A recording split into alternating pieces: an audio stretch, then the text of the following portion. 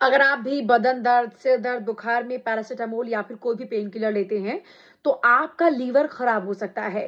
दरअसल Edinburgh university की एक रिसर्च में यह पाया गया कि पैरासिटामोल और पेन किलर्स आपके लीवर को इफेक्ट करती हैं और इस हद तक इफेक्ट कर सकती हैं कि आपके ऑर्गन फेलियर तक हो सकता है।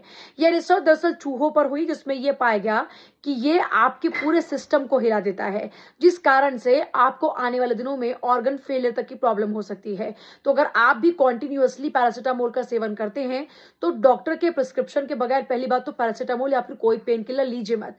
और अगर आप ले रहे हैं तो इसकी मात्रा बहुत ज्यादा नहीं होनी चाहिए, क्योंकि ये आपके लीवर को इफेक्ट करेगा, आपकी सेहत को इस हद तक खराब कर देगा कि फिर आप रिकवर तक नहीं हो पाएंगे।